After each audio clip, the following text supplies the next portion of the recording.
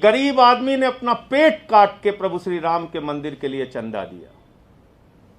मजदूर हो, किसान हो, कर्मचारी हो, और उस चंदे के पैसे में चोरी हो रही है, उस चंदे के पैसे में घोटाला और भ्रष्टाचार हो रहा है। और उनके समर्थन में जिस प्रकार से भारतीय जनता पार्टी आई, मैं पूछना चाहता हूं भाजपा वालों को इन करोड़ों के घोटाले में कितना हिस्सा मिला है, उनको बताना चाहिए। पूरी की पूरी भारतीय जनता पार्टी इस घोटाले के पक्ष में खड़ी हो गई है। मर्यादा पुरुषोत्तम भगवान श्री राम के नाम पर हुए भ्रष्टाचार के पक्ष में खड़ी हो गई है। मैं पूछना चाहता हूं, भारतीय जनता पार्टी का मेयर इसमें शामिल था, आपने कितना घोटाला और भ्रष्टाचार किया, आप सामने आके बताइए। भाजपा के विधायकों ने, सांसदों ने, मंत्रियों ने, मुख्यमंत्रियों ने इस ट्रस्ट के नाम पे चंदा वसूला था, करोड़ों का चंदा पूरे देश से वसूला है। उसका एक एक पैसे का हिसाब और जवाब आपको देना चाहिए। भाजपा के लोगों, आपको सामने आके बताना चाहिए। और जो बात एक अपनी सफाई में चंपत राय जी ने कही, वो बड़ी हास्यास्पद है।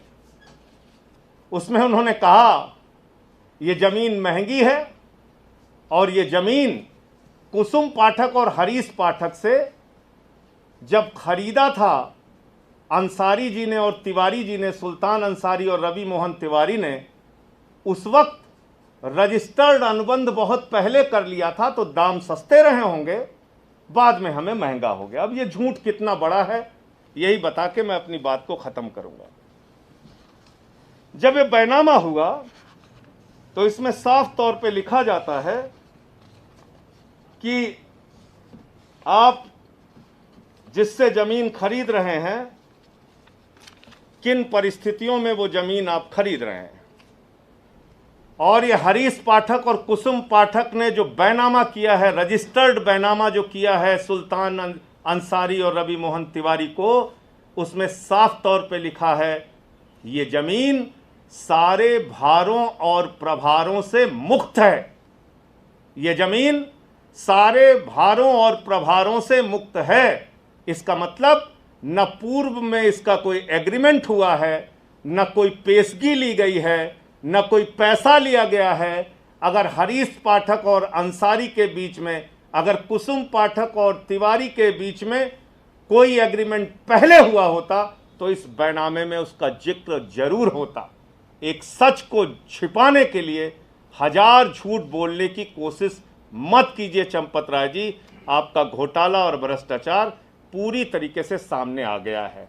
आप कह रहे हो वहां जमीन महंगी है। अरे भाई, सरकारी रेट भी अगर आप मान लें, जो आदित्यनाथ जी की सरकार के द्वारा तय किया जाता है, तो वो भी 5 करोड़ 80 लाख है। और बैनामे के समय में 2 करोड़ में ये जमीन खरीदी गई। ये बात किसी और को नहीं पता थी, आपके सदस्य को पता थी, अनिल मिश्रा जी को। भारतीय जनता पार्टी के मेयर ऋषिकेश उपाध्याय को पता थी, वो वहीं पे मौजूद थे।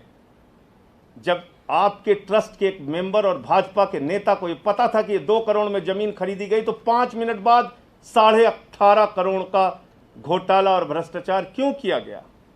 क्यों ये बेईमानी की गई? और वहां पर हरीश पाठक भी मौजूद थे, कुसुम पाठक भी मौजूद थे, राम जन्मभूमि ट्रस्ट वाले भी मौजूद थे।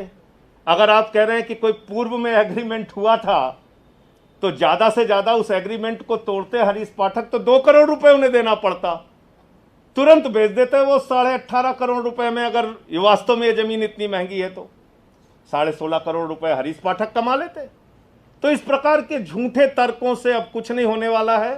सारा भ्रष्टाचार और घोटाला सामने आ चुका है।